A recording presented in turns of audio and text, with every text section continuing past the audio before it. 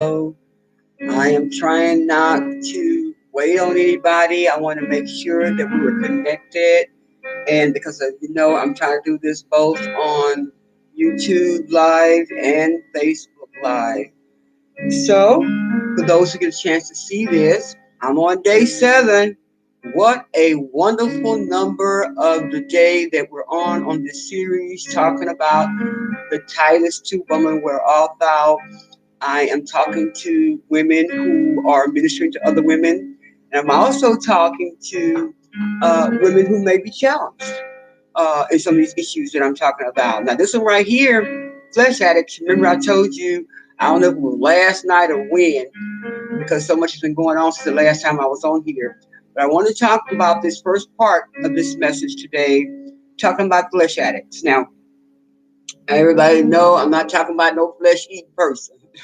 I'm talking about people who got to have some flesh in the bed with them at all costs, no matter what, even if they've been in some abusive relationship, even if they hurt it really bad, they still want to be with the person regardless if it hurted them. Hi there, Chantel. Hi there, Miss Beverly.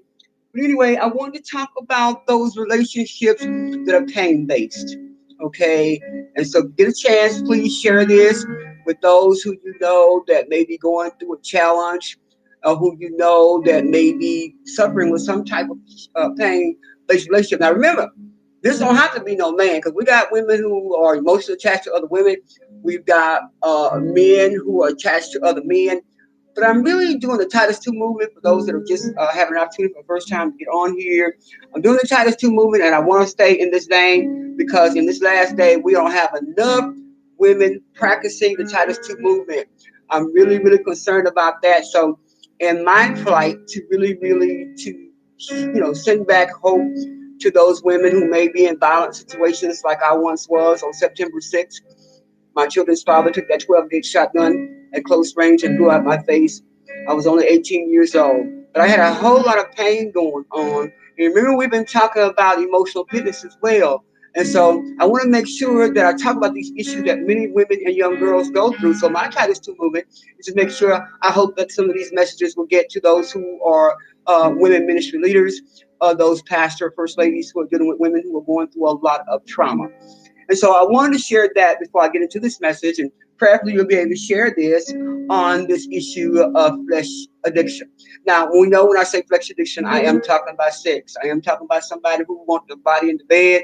I'm talking about somebody who is dealing with a situation that they maybe trying to get those basic needs met. We talked about, I think a while back, I shared about 4 basic needs that we all have, and we were born with these emotional needs, and these are what keep us sort of balanced spiritually, and also not only just balanced spiritually, but it also keeps us balanced emotionally. And so those 4 basic needs are acceptance, identity, security, and purpose. Okay.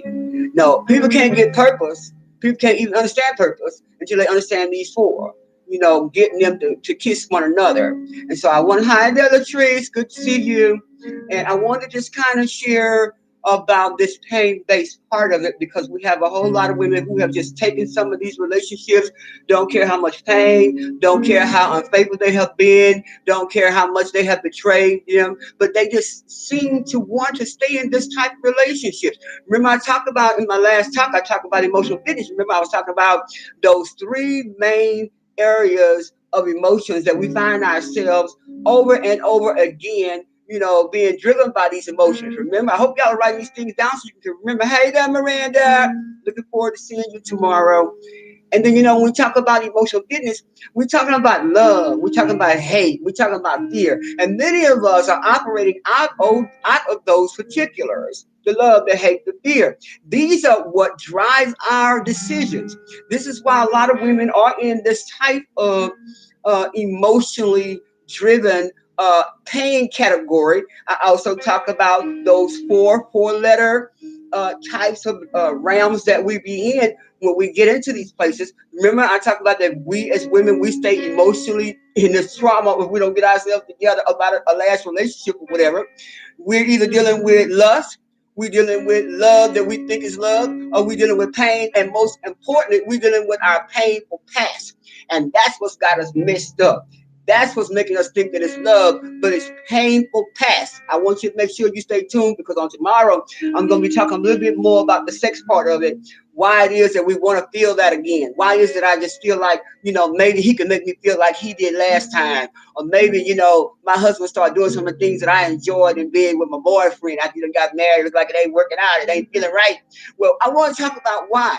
Why that part of the flesh addiction has caused us to want to be there. It's caused us to want to feel that one more time. But in this category that I'm talking about today, this category has to do with what is called common behavioral addictions, okay? And so I'm trying to get my timer straight here so I can get off here at a certain time, because I got something else I got to try to do. But anyway, I want to share in part in regards to that common type of addiction. I want to share what that means. Hi there, Minister Beverly. So glad you was able to join me. Talking about getting yourself together in regards to getting in a position to stop some of this, this betrayal type painful relationship. We already know that they played that number on you, or we already know, she may be a hater, or he may be a hater or a faker, and so on. But for some reason, we want to be there. And I want to talk about some of those reasons today. Now, one of the ones I want you to pay attention to today is looking at what is it that caused me to want to sleep with somebody I know that's already cheated on me, and some of them gave you venereal disease, and you still pacified it or listened to, it was her, or some of them want to say it was you that gave them disease, and they know they was already packing that germ. But I'm saying is that we need to do our homework. We need to teach these young girls about situations that are at hand that's causing them to get some of the worst diseases the doctor can't even figure out what the name of them are. And from what I understand, between Sugarland, and or either Katy and Southeast Houston is the capital of AIDS. You better hear me what I'm telling you today. Let me try to fix this computer because it's acting crazy. Is the capital of AIDS. We got older guys sleeping with, younger guys sleeping with these cougar older women, and these women are beginning to get HIV and out chlamydia and every kind of disease that you can name, because the longing for somebody to feel that pain, that void for where they have been. It's a shame, but it is what it is. And somebody got to talk about this. Somebody got to ring the bell of the woman and the young girl. And I'm going to say it over and over again. Women that are having these women meetings, women that are having these conferences, I want to say it one more time. Titus 2, woman, where art thou? Because we can't keep sitting around just chatting about these things, about what we're going to do and what we're going to wear, when these babies are getting chlamydia and HIV and everything in their mouth. You better hear me, because they figure they can be, how they say, abstinent, celibate by just putting it in their mouth, because they're looking for love. Lord help us all. But anyway, one of the biggest fears that we have as any woman is to give our bodies away or be with someone based on our love that we have called out of those four-letter areas that I talked about. And really, we're really operating out of pain-based relationships because of where we've been. Because I hope y'all sharing this with somebody to help a sister out. Help one of your sisters out, that you know that she's still whining about the situation. She's still trying to see how she can make it up, or see what she may have messed up for him to tip out on her. But no. Many of these relationships are pain-based and shame-based. And so we got to look at, why am I constantly trusting this relationship when you already knew this was a weak man? You already knew that this relationship was shame-based and jealousy-based. There's many of the women that are even in your relationships that are just sister girlfriends are jealous of you. And so we got to look at, why do I keep on allowing myself to be induced with this pain, to be seduced with this pain? And so when we look at how it is our greatest desire for us to be able to have someone who loves us, who truly say they love us, and then we see them in this other light where they start sleeping with somebody else, sometimes even our own friend, that's causing themselves flaunting around them, wanting to be with them, or trying to see if they're going to be a little bite for them, to see if they're going to cheat on you. We need to understand that many of these things that we do are out of pain of not wanting to be alone, pain of fear of losing the relationship, pain of fearing that you may be rejected by your friend, or that the guy may not want to be with you because he said you just complain, oh, you too attaching, you too clingy. When actually what it is there is a little gap there that we have not done our homework on to find out. Let's see how many miles you got on you. Let me talk to you, bro, to see what was your last relationship. Never in my life seen so many women that have died today. Many women have been set on fire. Many of them have even been eaten by men who are angry. And they have been burned up, barbecued, eaten, the whole nine. And we still will not do our spiritual assessment because of our pain-based relationship that we chose. Now, one of the things that we got to know is that all of us have been in some place where we've allowed ourselves to get in these places that I call in my book, silly women. Been there, done that. But we got to recognize that we cannot allow ourselves to constantly be in these relationships where we're being deceived, where we don't ask no questions. We don't even check out or pay attention to the way they treat their own mama. And first of all, if they disrespect their mother, disrespect their own daughter, what do you think you're going to get? I do not understand that. Why a woman would believe that, oh, he loved me so much. One of my greatest signs that I remember dating a guy, how he talked to his mother and cussed his mama. You better recognize that he started cussing me.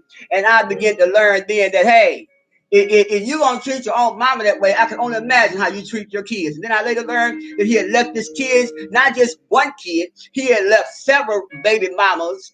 And here I am with two babies. You think he's going to help me with mine? It was only going to be a blanket of looking like that he's there to support me because he want to be with me. He want to continue to sleep with me. And we got to know that if we don't do our homework, all we're getting ourselves involved in is the shame-based type of relationship. And that is because we're not emotionally fit. Many of us want to go into a relationship. We're not even emotionally fit for it. You're not, it ain't time yet. You just got out of one relationship. Now you want to get into another one. And you haven't even finished trying to get healed from that one. You haven't even understand because you still got the blinders on. You're still looking at how they made you feel, or how this relationship has, how it went out. That, he told you too clingy. And so now you're trying to see, well, maybe if I just give back, maybe if I quit calling and texting him, then maybe. No, what it is that you never got an understanding of the relationship, period. You never really understood on how to even communicate or have a relationship because you didn't ask no questions. But I guarantee he was asking you all the questions and you was giving him all the answers. Well, yeah, I went on and left him because, he was cheating on me, and here I am. I had bought him a car, and I was just doing everything to help him to get his job, and everything. And I couldn't believe he went into my bank account and he charged up my card, and and this guy is taking all this in. Okay, that you want to be a silly woman. You want to give him your account, your card. You let him come in and sit there and eat your baby's food stamps up. And you ain't got no money to get to work. I talked about that the other day. But and now you got to run to the doctor because he gonna lie and say somebody done burned him, and actually the burning that you burned him actually came from him. And all these other women that he's sleeping with. But it's shame-based and pain-based. And so we ought to stop allowing these relationships to hurt us. Stop allowing untrustworthy men to be in your life. Because guess what? Many of the women are dead today. I thank God that I'm alive and well today. Many of them are dead today because they didn't do their homework. I had all my signs. I had women told me, you better be careful with him because he beats women. I had people telling me, even my own mama, saying, you better leave him alone when I try to make excuses for the black eyes. And then had my honeymoon a day or so later with all kind of little diamond necklaces and stuff that he gave me to try to make up for the black eye or for whatever. But see, we looking at that material thing and overlooking the pain. You gotta hear me? I'm trying to start that. But I'm tired of looking at the news. I don't know about you. I'm tired of looking at the news and my sister either has been put in the trunk and killed. I'm tired of looking at the news that the guy that kicked the door in and killed the whole house, the babies and everybody. I'm tired of looking at the news that he done raped the baby, ain't sometime 3, 6 months old, and then he burned everybody up and then killed himself. I'm tired of looking at that. I don't know about you. I know I am. And if you are a Titus 2 woman, if you are anybody that's mentoring or counseling any woman, if you one that just there to need some help, I behoove you to get the help that you need. It's too late for us to keep on trying to be in relationships that are pain-based. Guess what? It costs everybody. It costs everybody pain. It costs everybody fear. Because we're all wondering, are they coming after us too while we're trying to help you? Are they going to hurt mama? Are they going to hurt the babies? Are they going to come on the job? He came on my job right before he shot me. He came on my job. Tell you right now. It ain't no joke. It ain't no plaything here to be in this pain-based relationship. Many of these pain-based relationships, we thinking that it's just guys doing this. We got women who are keying other women cars, putting other women cars on flat because they're angry, because you are the reason why I don't have my relationship anymore. You are the reason why my man don't watch me no more. Always talking about you. There's some type of jealousy going on there. So how can you keep this down then, Dr. Murphy? How can we stay safe then, Dr. Sandy? Not to give our heart away, not to give our bodies away, not to give our money away. Then how can we do this? Well, one thing we got to look at, whether you're going through a divorce, whether you're separated, whether you feel like the promises they made you was not fair or they didn't keep them, whether it's people who love you and they betrayed you and you find yourself want to be with these relationships because you think ain't nobody else going to want you. You put on a few pounds. You can't seem to look like nobody else in these dresses that they put on and they look like they're not fitting you the same. Hello. I ain't laughing about that.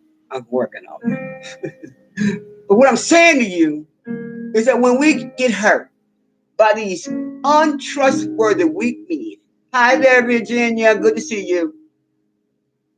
We can't just find a simple remedy. We can't just say, oh, well, I'll just take me a Tylenol PM and go to bed and don't think about it. We can't, look at these situations and think, oh, I know he's going to be the one to get me out of this, this government project, and then I can have a little bit more money and I can dress like everybody else and I can have like everybody else. No, these broken promises, these situations where you've been in and out of these relationships, they're going to cost you. And this cost has really, really showed many of us that we don't even have respect for ourselves. Okay. I want to give you an assessment of a part of my devotion that I think is very empowering for you before I close here today. But I want you to recognize, how do you really, really see them? How do they really, really see you? How the Apostle, good to see you. How do they really, really see you? See, that's the real deal here. It's pain-based. One reason why it's pain-based is because they don't trust you, you don't trust them, and they truly don't respect you. See, that's the key there. Do you really, really want to give your love to somebody that don't even have an ounce of respect for you? They disregard you. Amen, Apostle. They disregard you. So, they're going to challenge you. They're going to ask you questions to find out, like I said earlier on, where are you really? And then they'll say, why you don't trust me, baby? Why you act like you don't love me? Because if you love me, you'll trust me. You think I would be here with you and all these children and doing all I do? If I didn't want to be with you? Well, most of the time they want to do that because it's pain-based. They already know you done told them all your pain.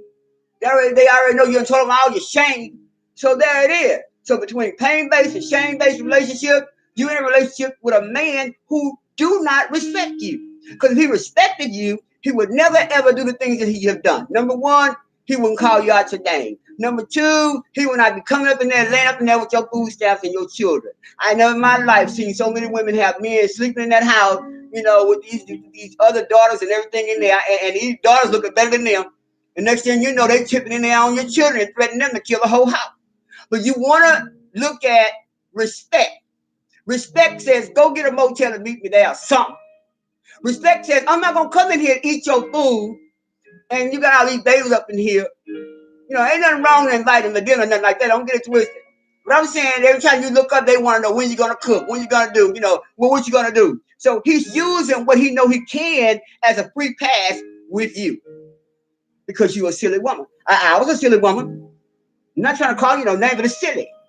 It's silly for us to continue in this way when God is trying to get us to see this is the reason why they disregard you. This is the reason why they have no respect for you, nor where you're trying to go, and hoping that you would do better, But you can't do better when they already see the worst. They only see the pain. They only see the shame. And when a man respects you for real, he understands that pain. He understands that shame. And he will not use it for his advantage. And he won't pressure you into doing something he know that he wouldn't even do.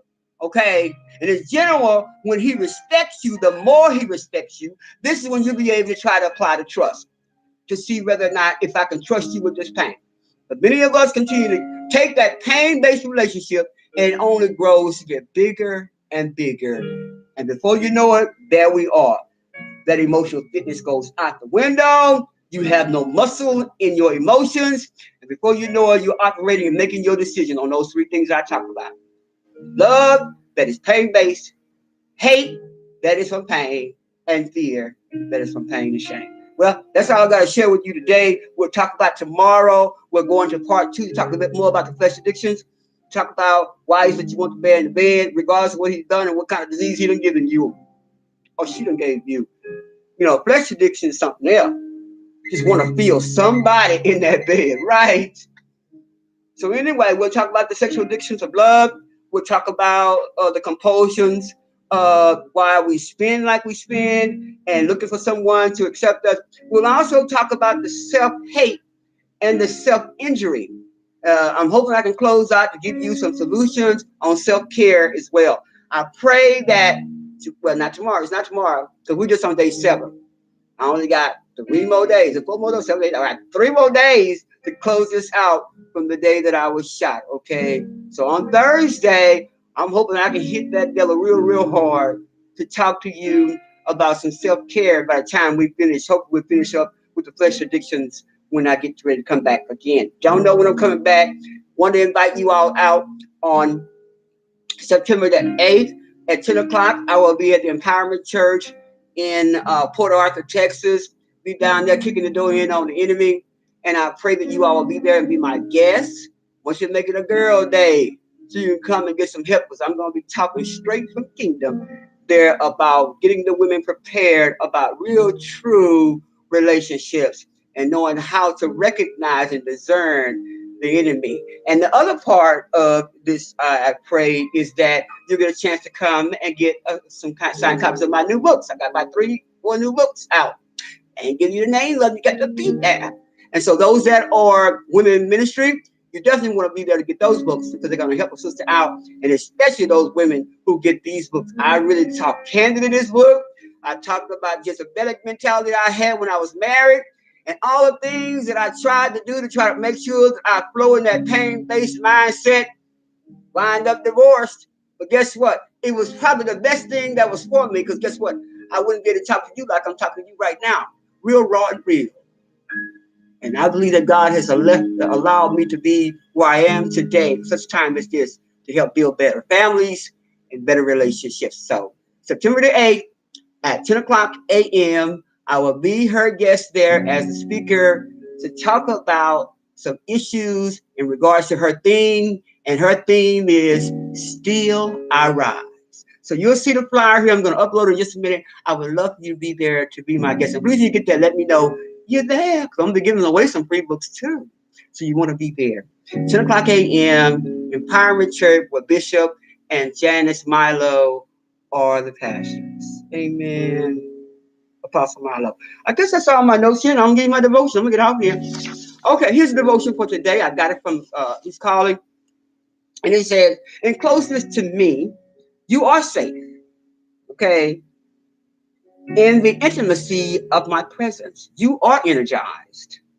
No matter where you are in the world, you know you belong. You know you belong when you sense my nearness. Ever since the fall, man has experienced a gaping emptiness that only my presence can fill. So you need him. I don't care what you try to fill it with love, sex, and all that. It ain't gonna work. Nobody but Daddy God. A gaping, he said, since the fall of man has experienced a gaping emptiness that only my presence can fill. I designed you for close communication with your creator. How I enjoyed walking in the garden with Adam and Eve before the evil one deceived them. When you commune with me in the garden of your heart, both you and I are blessed.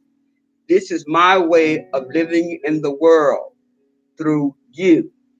Together, we will push back the darkness, for I am the light of the world. Well, you can look at Psalms 32 and 7 for that, and Genesis 3, 8 through 9. Listen, I appreciate you so much for sharing with me today. And the best thing you could do with this message is evangelize it and share it and help a sister and a brother out. I'll say it again. Titus 2 woman, where art thou? God bless you for joining me. Hi there. I think I talked to Virginia already. Priscilla, I don't know if I said hello to you. So glad you all joined me. Anybody got any questions for me before I get off here? We're going to talk a little bit more about this flesh addiction. Anybody else got any more questions for me before I get off of here? Come on and type it in if you got anything before I get off of here. Anybody? That's something I got to do. Anybody? Okay. God bless you for joining me. I will see you all then. All right, Miranda, I'll see you tomorrow. God bless you. I love you so much. We'll talk later. I'm going to upload the flyer now. Please share. Love you. Bye-bye.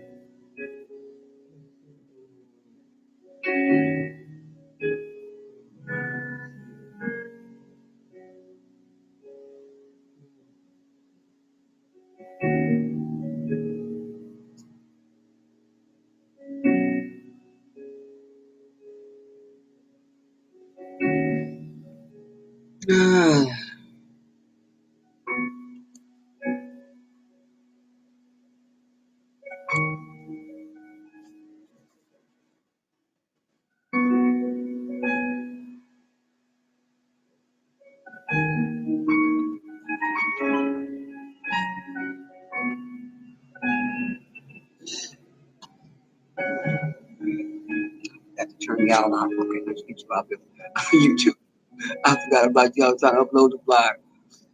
Okay, I'll see y'all in a little bit. God bless you. I forgot that's what that was doing. You do too. All right, we'll talk soon.